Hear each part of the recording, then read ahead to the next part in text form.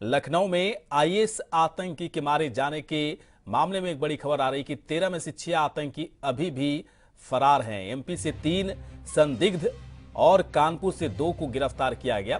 तो लखनऊ में 13 में से 6 आतंकी अभी भी फरार,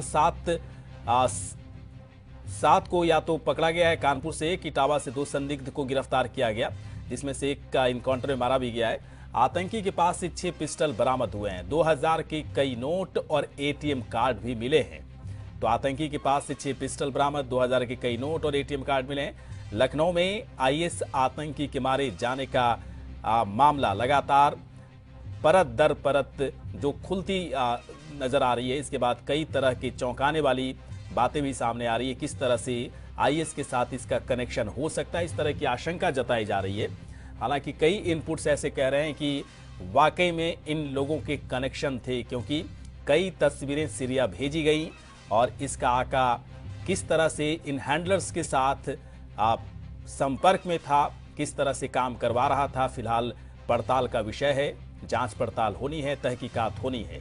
लेकिन यहां पर आतंकियों के मंसूबे पूरी तरह से नाकाम कर दिए गए हैं और सुरक्षा एजेंसियों की सतर्कता, भारी सतर्कता की वजह से इन आतंकियों के मंसूबे पूरे नहीं हुए। वहीं यूपी के डीजीपी जावेद अहमद ने मुठभेड़ के बारे में जानकारी दी। कल दिन में उज्जैन के पास एक पैसेंजर ट्रेन में बॉम्ब एक्सप्लोजन हुआ था। उसके बाद हम लोगों के पास एक दूसरे स्टेट से इंफॉर्मेशन आई थी, जिसके आधार पर यहाँ पर कार्रवाई की गई थी। लगभग 1 बजे के लगभग हमारे पास इंफॉर्मेशन आई थी, उसके बाद हमने कार्रवाई करी थी।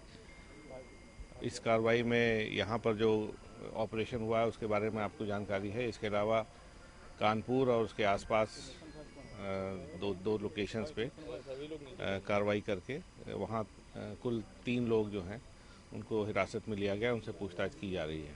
और जो यहाँ व्यक्ति था, संदिग्ध था, वो उसको हम लोगों ने प्रयास किया कि उसको ज़िंदा हम गिरफ्तार कर लें, लेकिन लास्ट तक वो नहीं माना और अल्टीमेटली हमको फिर ऑपरेशन करके उनको न्यूट्रलाइज करना पड़ा। The fact that we were able to come pinpointedly to the place where they were staying makes it obvious that the intelligence input that had been developed by the various agencies was very specific. तो किस तरह से इस operation को अंजाम दिया गया, साथ ही साथ पुलिस की सतर्कता अभी भी जारी है। तुषार इस वक्त हमारे सहयोगी और भी अपडेट देंगे। तुषार, और क्या जानकारी मिल रही है आपको? जी देखिए, कल एक बड़ा पुलिस को बड़ी कामयाबी हाथ लगी है। कल 11 घंटे के मुठभेड़ के बाद पूरा मामला खुलकर अब सामने आ गया है कि एक आईएसआईएस का एक महत्वपूर्ण आतंकवादी सैफुल्ला नाम का आतंकवादी था, जो यहाँ पे 3 महीने से अपने 3 साथियों के साथ रहता है, लेकिन वो 3 साथी फरार है। अभी भी उनके बारे में कोई सुराग नहीं लगा। लेकिन एक सैफुल्ला आतंकवादी को एटीएस ने आज सुबह तड़के 3 बजे उसको मार गिराया है। उससे ये जानकारी हाथ लगी। उसके बैग में काफी एक्सप्लोजर मिले हैं, बम बनाने के सामान मिले हैं, कई 9mm के पिस्टल मिले हैं, अत्याधुनिक असलहे भी बरामद हुए हैं। तो इससे ये अनुमान लगाया जाए कि ये किसी बड़ी साजिश को अंजाम देने के लिए लखनऊ में काफी दिनों से रुके हुए थे।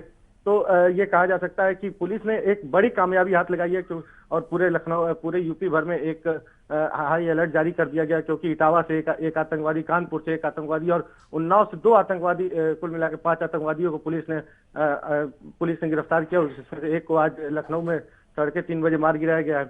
तो ये कहा जा सकता है, क्योंकि तुषार एक बात हम आपसे जानना चाहते हैं कि जिन आतंकियों को पकड़ा गया, एक को इनकाउंटर में मार गिराया गया, इसके बाद भी पुलिस कह रही है कि जो भी सूत्रों के हवाले से बड़े अधिकारी भी कुछ कई तरह की बातें नहीं कह रहे हैं। अभी कहा जा रहा है कि कई ऐसे लोग अभी हैं जो इन लोगों के संपर्क में थे।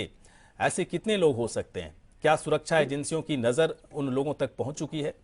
जी, इतने काफी संख्या में जगह जगह से अगर आतंकवादी पकड़े गए तो इससे पुलिस को ये अनुमान लगाया जा रहा है कि अभी और भी आतंकवादी या और भी इनसे जुड़े हुए लोग इस समय यूपी में मौजूद हैं या भारत में मौजूद हैं। तो इसकी वजह से पूरे यूपी को अलर्ट जोन में डाल दिया गया। यहाँ से मथुरा, अयोध्या, गोरखपुर, जो यहाँ के महत्वपूर्ण जगह है, जहाँ टूरिस्ट प्लेस है, इन सब जगहों पे। चलिए तुषार, आप पूरी खबर पर नजर बनाए रखें। अपडेट हम आपसे लगातार लेते रहेंगे। फिलहाल आपका शुक्रिया।